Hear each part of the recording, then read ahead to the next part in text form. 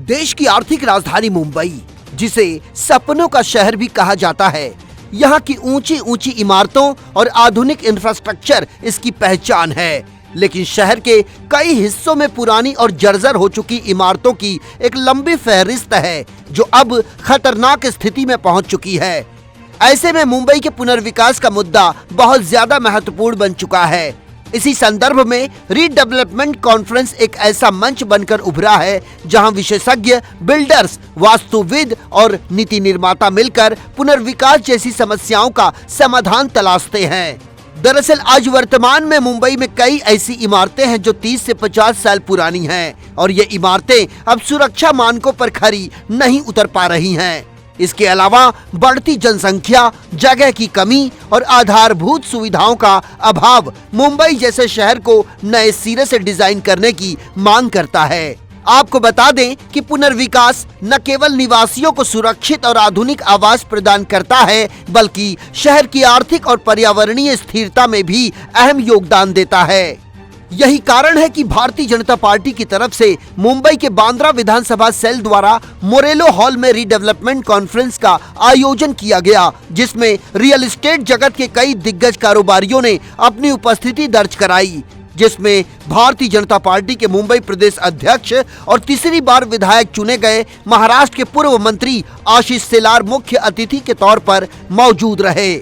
आशीष शेलार ने मोरेलो हॉल में मौजूद विभिन्न कोऑपरेटिव हाउसिंग सोसाइटियों के कमेटी सदस्यों को संबोधित किया। To see that we can provide the first-hand information to all the residents, those who wants to go for development, redevelopment, or related to all the issues. We all know that from old days in 1980s, 70s, we used to see, listen to the dialogue, roti kapda और मकान। तो ये मकान का जो मामला है, ये सबसे इम्पोर्टेंट मामला मुंबई के लिए है, because nowhere in the world or maybe in the state or maybe in the country, people to have a what I can say a fight or issues with 1 square feet also, which we see in a city like Mumbai. And therefore, what is our right? What are the issues we can face if we go for development or redevelopment? What is the status of our land? Are we leasing or we are leasehold or we are tenant? The collector is owner or private is owner, so many other things. And the law and the directions and the policies and DCR changes as per the status of the land also. The status of the structure is also an issue, whether it is A category in City Island, whether it is 40 years prior to the prior structure, what kind of FSI benefits we can get, which are the provisions under the CPR 33 we can get attracted to. So we need to be a real choosy. We need to really know where we stand when we stay in our cooperative housing societies or any structure. So I think this is the paramount work which somebody needs to do, and I'm happy that my party and my party colleagues are really taking the pain to do the same continuously for months together. इस कार्यक्रम को सफल बनाने में जिन विभूतियों ने अपनी महत्वपूर्ण भूमिका निभाई है, उसमें cell for cooperative housing society के president Akbar Jiwani, builder association के वाइस प्रेसिडेंट आनंद कुमार गुप्ता और सीए तरुण घिया समेत कई शख्सियत शामिल रही। देखिए, आज मुंबई में redevelopment is on fire. It is a era of redevelopment. सभी को करना है, लेकिन सभी को नॉलेज इतना नहीं है in terms of title of the land, deem conveyance है, कितना एफएसआई मिलता है, क्या एरिया मिलता है। तो हम एज अ पीएमसी कोशिश करते हैं कि पहला सबको मैक्सिमम इंफॉर्मेशन मिले, ताकि all things are cleared, what they want, how they want, what to get, how to get and all that. So it's like ये दरिया है, समुंदर है, तो हम सबको तो केटर नहीं कर सकते। तो ये कॉन्फ्रेंस के ज़रिए हम सबको एक इनवाइट करके अवेयरनेस क्रिएट करते हैं, नॉलेज देते हैं कि कैसा प्रोसेस है, प्रोसीजर कैसा है और कैसा इसको हम सफल कर सकते हैं। Because Mumbai is heading for concrete jungle, because everyone wants to do it, is good thing. जैसे हम हमारी सेहत रखते हैं, हमको बिल्डिंग की भी सेहत देखना है। तो redevelopment with new technology, new urban spaces is the need of the hour. And इसके लिए हमारे लिए आशीष शेलार जी भी आए थे, उनका भी साथ है, हमेशा रहता है in terms of how redevelopment can be go ahead in Bandra Santa cruise उनका कंस्टिट्यूंसी में। सो बेसिकली एक है मैनेजिंग कमेटी और एक होते मेंबर्स। तो that is the foundation. If managing committee understands के हमें मेंबर के लिए काम करना है तो हमें ट्रांसपेरेंसी रखना है, कम्युनिकेशन करना है। Once that is there then foundation is created for a successful redevelopment. बाकी समझो अगर बिल्डर अपॉइंट करना है तो in our presentation we have given 72 questions which you should get answered by a builder, so that is documented properly and it is in agreement. So कोई भी वाद विवाद ना हो और सब समस्या का समाधान उस डॉक्यूमेंट में करने आए। So that is how foundation is created by transparency and continuous communication. जैसे कि कुछ लोगों से मैंने बात किया तो बोले it was very precise to the point, और कुछ पॉइंट्स है जो कोई बताता नहीं है जो हमने बताया। जैसे कि FSI है, जैसे बांद्रा में रिक्लेमेशन में 11.94 मिलता है, मुंबई में 8 FSI भी मिलता है। तो ये अवेयरनेस हम क्रिएट करते हैं तो उनके लिए एक अच्छा जानकारी बन जाता है कि भाई हमें कुछ हम मालूम पड़ा, टू द पॉइंट बात की है ना, टू द पॉइंट हमने उसको एक्सप्लेन किया। बैंकर्स का क्या रोल है?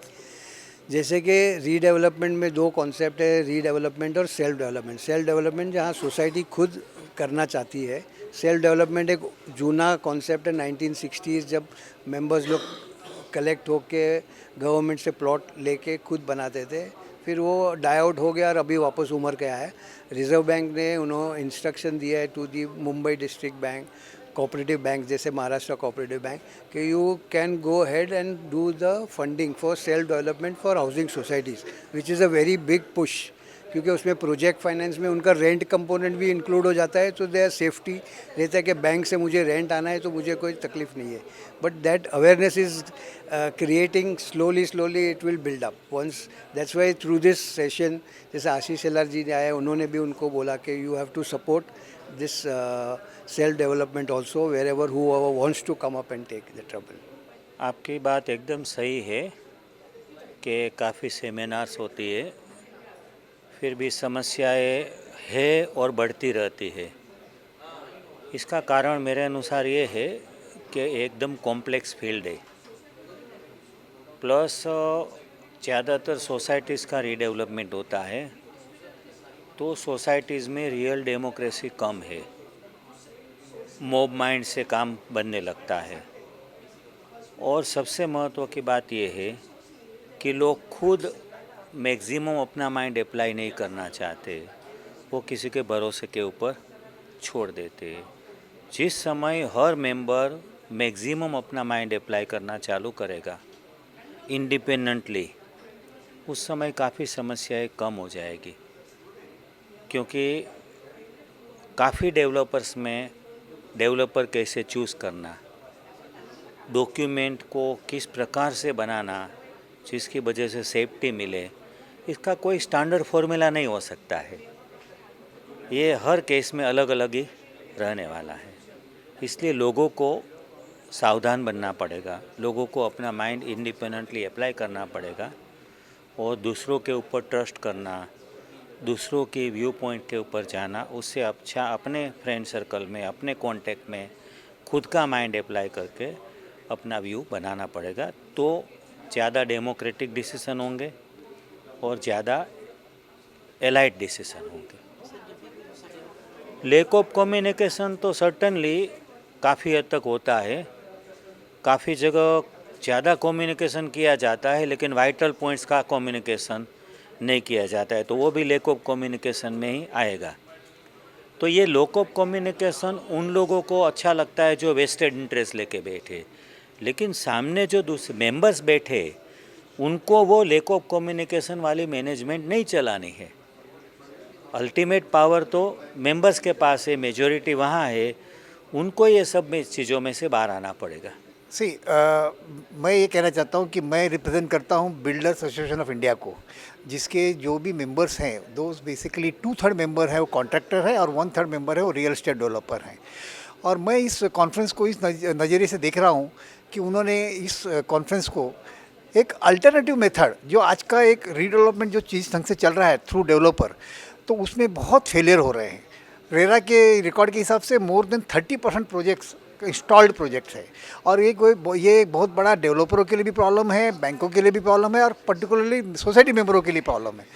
मैं ये चाहता हूँ कि एक अल्टरनेटिव मेथोलॉजी की वो सेल्फ डेवलपमेंट करें, और उसको सक्सेस करने के लिए 3 लोगों की ज़रूरत है।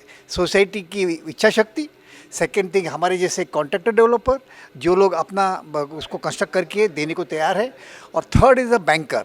हमने उन तीनों को ये कॉन्फ्रेंस में तीनों का कॉम्बिनेशन है, और मुझे ऐसा लगता है कि आप मेरी स्पीच सुनने के बाद आपको एक यकीन हो जाएगा कि कॉम्बिनेशन ऑफ दिस 2 बैंकर और हमारे मेंबर, जिसमें एक वन ऑफ कंपनी मेरी खुद की भी कंपनी है, और सोसाइटी सेल्फ डेवलपमेंट को 100% सक्सेस कर सकते हैं। और मुझे ऐसा लगता है कि जैसा वो होने लगेगा तो इसका जो पर्पस है इस कॉन्फ्रेंस का वो किसी पूर्ण रूप से सफल होगा। देखिए, आज तक का जो मेरा अनुभव है वो ये कहता है कि जो रीज़न ऑफिशियली कुछ भी डिक्लेयर किए जाए, लेकिन 90% केसेस में फंडिंग या लैक ऑफ टाइमली फंडिंग या लेस फंडिंग, ये हर एक डेवलपर का मेजर प्रॉब्लम रहा है, और वो उसका एक मेन रीज़न रहा है फेलियर का। जब ये बात होती है तो नेचुरली वो ऑफिशियली ये कह नहीं पाता है, लेकिन एक्चुअल रीज़न यही है। और इसके मेन कारण ये भी है कि जो जिस ढंग से पहले रियल एस्टेट चलता था आज उस ढंग से नहीं चल सकता है, क्योंकि रेरा ने बहुत से नियम कायदे बनाए हैं, डिमोनेटाइजेशन हुआ है, कैश मार्केट से ख़त्म हो गया है, और आज के दिन वो इन्वेस्टर मार्केट नहीं है जो पहले हुआ करता था। तो इन सभी कारणों से जो रियल एस्टेट डेवलपर जो रियल टर्म्स में उसके फेलियर होने के चांसेस बहुत ज़्यादा है, और इसीलिए the need of self development की बहुत ज़्यादा आवश्यकता है। दरअसल मुंबई में 90 के दशक में बड़े पैमाने पर इमारतों का निर्माण हुआ था। वहीं दूसरी ओर देश में बढ़ते शहरीकरण के चलते रोजी रोजगार की तलाश में बड़े पैमाने पर लोगों ने गांव से शहर की ओर पलायन किया, जिसके बाद एक बड़ा तबका मुंबई शहर में आशियाना तलाशने लगा, चूंकि उसे अपने परिवार के साथ यहां स्थायी तौर पर रहना था। यही वजह है कि मुंबई में बड़े पैमाने पर इमारतों का निर्माण किया गया, लेकिन 3 दशक बीत जाने के बाद मुंबई में हजारों की संख्या में ऐसी भी इमारतें और गृह निर्माण सोसाइटियां हैं जिनका रीडेवलपमेंट वक्त की जरूरत बन गई है। इसी कड़ी में रीडेवलपमेंट की दहलीज पर खड़ी तमाम इमारतें और सोसाइटियों के जिम्मेदार लोग अब रियल एस्टेट डेवलपर यानी विकासक से संपर्क कर रहे हैं, लेकिन कई बार नियमों की जानकारी के अभाव और कम्युनिकेशन गैप के चलते विकासक और सोसाइटी मेंबर्स के बीच बात नहीं बन पा रही, जिसके चलते कई सारे प्रोजेक्ट्स अधर में लटके पड़े हैं। वहीं पुनर्विकास परियोजनाओं पर ब्रेक न लगे, इसके लिए अब बीजेपी बांद्रा विधानसभा cell for cooperative housing society ने एक अभियान शुरू किया है, जिसके तहत मुंबई पश्चिम उपनगर में खास करके रीडेवलपमेंट कॉन्फ्रेंस का आयोजन किया जा रहा है, जिसमें रियल एस्टेट लॉबी के दिग्गज शामिल हो रहे हैं और सोसाइटी मेंबरों को पुनर्विकास से जुड़ी हर जानकारी उपलब्ध करवा रहे हैं। इसमें इमारत के निर्माण के नियम से लेकर महारेरा और महड़ा द्वारा बनाए गए नियमों की जानकारी भी शामिल है। इसके अलावा बिल्डर और सोसाइटी मेंबर के बीच समन्वय बिठाने के लिए भी हर महत्वपूर्ण जानकारी साझा की जा रही है।